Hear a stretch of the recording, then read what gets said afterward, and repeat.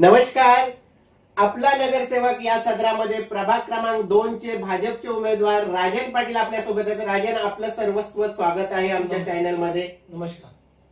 राजन, आता तुम्ही नगरपालिकेच्या निवडणुकीला सामोरे जात आहात. मला वाटते काहीतरी 4-5 दिवसापासून तुमचा प्रचार पण सुरू झालेला आहे. परंतु तुम्ही आता मतदारांना सामोरी जात असताना कोणता विजन घेऊन मतदारांच्या समोर जाता? नमस्कार, मी राजेंद्र जनार्दन पाटील, पेण मधून प्रभाग क्रमांक 2 मधून नगरसेवक पदासाठी उभा आहे. माझ्या सोबत पल्लवी कालेकर आहेत आणि नगराध्यक्षासाठी प्रीतमताई पाटील आहेत.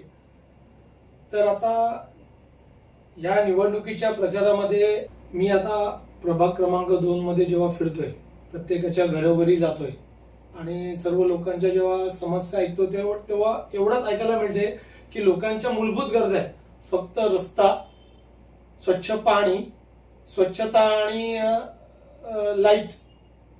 याच्या व्यतिरिक्त मला वाटत नाही की अजून लोकांच्या काही समस्या आहेत. ह्या मूलभूत समस्या आहेत आणि त्याच मला पूर्ण करायच्या आहेत.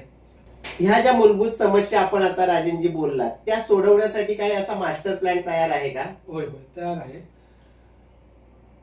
पेण आहे ना, सध्या पेणचे शहरीकरण दिवसेंदिवस खूप जोराने होत आहे. आपल्या काही अंतरावरतीच, हाकेच्या अंतरावरतीच एअरपोर्ट होतोय. त्याच्यामुळे पेण शहर हे खूप झपाट्याने डेव्हलप होत आहे. पेण हे आपलं ऐतिहासिक शहर आहे आणि अचानक लोकसंख्या जी वाढत झपाट्याने चाललेली आहे त्याच्यामुळे काही अडचणी आहेत, जसं गटार. तर त्याच्यासाठी आपण नगरपालिकेकडून आपल्या त्याच्या निधी, रस्त्यांसाठी निधी, हे सर्व प्लॅन सर्व तयार आहे. पण आता आचारसंहिता आहेत, निवडणूक जशा होतील तसं हे सगळं आपण अंमलात आणणार आहोत. स्वच्छ पाणी, त्याच्यासाठी पण निधी आपला तयार आहे. रस्त्यांसाठी निधी तयार झालेला आहे. जसं इलेक्शन होतील तसं आपण आपल्या कामाला तुरंत सुरुवात करणार आहोत. तसंच काय झालं, यावर्षी पाऊस हा अनियमित असल्यामुळे रस्त्यांची कामं नीट झालेली नाहीयेत. त्याच्यामुळे कामं थांबवावी लागलीत आणि कामं काही प्रमाणात चालू पण केली, पण त्याच्यानंतर आचारसंहिता लागल्या. त्याच्यामुळे आपण आचारसंहितेमध्ये कामं करू शकत नाही. जसे आचारसंहिता आणि इलेक्शन जसे होतील तसं आपण आपल्या कामाला सुरुवात करू आणि 100% सर्व लोकांच्या ज्या समस्या आहेत त्या सोडवण्याचा प्रयत्न करणार. राजनजी, पेण शहर हा ऐतिहासिक शहर आहे हे सर्वांनाच माहित आहे. परंतु आता ज्या प्रमाणे पेण शहर झपाट्याने वाढत आहे, तर तुम्ही पेण शहराकडे कसं पाहताय? आता पेण शहराकडे पाहत असताना हे पेण शहर हे 3ऱ्या मुंबईचे प्रवेशद्वार म्हणून पाहायचे आहे. कारण आपण जवळच्या 20 किलोमीटरवरती, साधारण 20-25 किलोमीटरच्या हाकेवरतीच आता विमानतळ आलेलं आहे आपल्याकडे.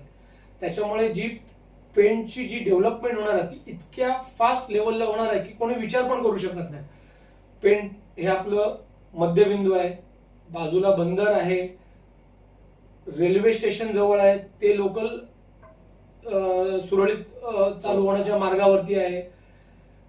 परत पेणमध्ये हे गणपती, हे असं गणपती कारखाने अशा ह्याच्यामध्ये आहेत की ते आपल्याला आज जागतिक लेवलला आज गणपती कारखाने, आणि त्याच्यामुळे ते नाव आपलं उंचावत आहे. तर ते अधिकाधिक उंचावर नाव कसं नेता येईल हे आपण प्रयत्न करणार आहोत. तसंच आता डेव्हलपमेंट आली की नवीन नवीन उद्योग, छोटे उद्योग असतील, त्याच्यात मोठे उद्योग असतील आजूबाजूला, तर ते कसे आणून आपल्या जवळच्या पेणच्या लोकांना कसं त्याच्यामध्ये आपल्याला भाग घेता येईल याचे प्रयत्न करणार आपण. आणि आपल्या जे भाजप पक्ष आहे, आज सर्वात मोठा पक्ष म्हणून ओळखला जातोय. आज सर्वांना माहिती आहे विकास कामं भाजपानी आज कुठल्या लेवल पर्यंत आज चाललेली आहेत. तर तसंच आपलं पेण जे आहे, हे पेण शहर हे जागतिक पर्यटन शहर म्हणून पेण शहराकडे आम्ही भाजप पक्ष पाहत आहोत. जास्तीत जास्त पेण शहराची ओळख जागतिक लेवलला कशी होईल याच्याकडे आमचं सर्वांचं लक्ष आहे. राजनजी, तुम्ही आता गेले 8-10 दिवस बघितला तर प्रचार करत आहात, भेटीगाठी घेतात, परंतु मतदारांनी तुम्हाला मत द्यावं असं काय, म्हणजे काय क्वालिटी तुमच्याकडे आहे किंवा तुमच्यात की बाबा हो मला मतदारांनी मतं दिलाच पाहिजे, असं काय आहे? मी सांगू इच्छितो की मी सर्वात पहिले, मी अशा घरात जन्म घेतलेला आहे तर माझ्या घराची पार्श्वभूमी असे आहे की सर्व सामाजिक कार्यात सक्रिय आहेत. सर्वात पहिले धैर्यशील दादा पाटील जे आता खासदार आहेत, निलिमाताई पाटील जी माझी बहीण आहे, जी रायगड जिल्हाध्यक्ष होती म्हणून तिने आज समाजसेवा म्हणून सर्वकडे आज जिल्हाभर काम केलेलं आहे. त्याच्या खालोखाल पिंट्या शेठ पाटील, कैलासवासी पिंट्या शेठ पाटील, आज ते आपल्यात नाही आहेत पण आज त्याने अशा स्तरावर लोकांसाठी काम केलं, आज पूर्ण जनतेला माहिती आहे, अजूनही लोक त्यांना विसरलेली नाहीत. त्याच्यानंतर पेण शहरामध्ये आज नगरसेविका म्हणून ममता लांगी माझी वहिनी यांनीही देखील काम केलेले आहेत. नरेंद्र पाटील माझा भाऊ त्यांनीही काम केले आहेत. आज सर्व फॅमिली माझी जी आहे यांनी समाजसेवा म्हणून आज पूर्ण पेण तालुक्यामध्ये काम केले. आज त्यांचाच वारसा म्हणून आज मलाही कुठेतरी वाटायला लागलं की मीही फुल ना फुलाची पाकळी म्हणून मी आज समाजसेवेसाठी दिला पाहिजे. त्याच्यामुळे मी पूर्ण समाजसेवा करण्यासाठी 100% माझे योगदान देणार आहे. तसेच शिक्षण क्षेत्रामध्ये तुम्ही पाहिलं असाल तर एक शिक्षण महर्षी म्हणून आज पीडी पाटील म्हणजे माझे काका हे आज पेण तालुक्यात सर्वांना माहीत आहे. त्यांनी आज सार्वजनिक हायस्कूल कुठून ते कुठपर्यंत नेऊन ठेवलेली आहे.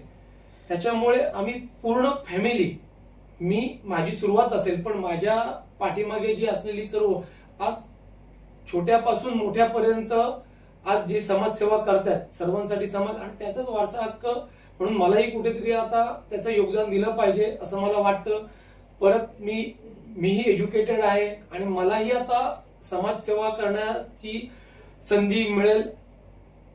तसंच अजून एक सांगू इच्छितो की आज कृषी उत्पन्न बाजार समिती आहे, तिथे आज पिंट्या शेठ पाटील, परशुराम पाटील, पीडी काका ह्या सर्वांनी चांगले एक कृषीसाठी योगदान दिलेले आहे शेतकऱ्यांसाठी.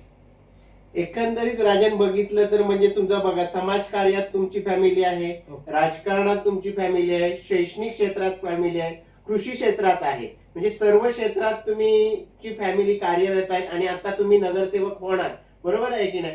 आणि नगरसेवक होणार ह्या क्वालिटी तुमच्याकडे ऑलरेडी बालकडू तुमच्या कुटुंबातूनच तुम्हाला मिळालेला आहे. आणि विचार केला तर हे करत असताना तुला आता काय वाटते, मतदार किती तुझ्या बाजूने मत करतील असं तुला वाटते किंवा मतदार करतील असं तुला वाटते, किती टक्के वाटते खात्री? आज गेले काही दिवस आपल्या प्रभाग क्रमांक 2 मध्ये फिरतोय, लोकांशी चर्चा करतोय, पण लोकांचा समोरून जो प्रतिसाद येतोय त्याच्यामुळे इतकं लोक माझ्याशी कॉन्फिडन्सली बोलतात की हे तुम्ही करू शकता आहे. हे लोकांनाही कॉन्फिडन्स. आणि मी लोकांना जसं समजावून सांगितलं माझी फॅमिलीची पार्श्वभूमी की माझ्या फॅमिलीत कोण कसे समाजकार्य केलेत, तर त्या अनुसरून लोक जे समोरून रिस्पॉन्स येतात ना, तर मला 100% खात्री आहे की लोक मला मत देऊन निवडून आणतील आणि मी कटिबद्ध राहीन की त्यांना जे मी शब्द देतोय ते पूर्ण करण्याचा. राजनजी, शेवटाकडे जात असताना आमच्या चॅनलच्या माध्यमातून मतदारांना कोणतं आव्हान करणार आहात? मी राजेंद्र जनार्दन पाटील, प्रभाग क्रमांक 2B मधून नगरसेवक पदासाठी बीजेपीतून उभा आहे.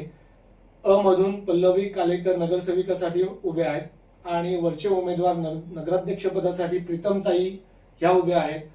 तर मी सर्वांना सांगू इच्छितो की तुम्ही सर्वांनी बीजेपी साठी कमळ या समोरील बटन दाबून आम्हाला भरघोस मतांनी विजयी करा आणि आम्हाला तुमची सेवा करण्याची संधी द्या. धन्यवाद. राजनजी, तुम्ही माझ्या स्टुडिओमध्ये आलात, मनमोकळ्या गप्पा केल्यात. तुमच्या पुढच्या प्रवासासाठी खूप खूप माझ्या चॅनल कडून शुभेच्छा. धन्यवाद.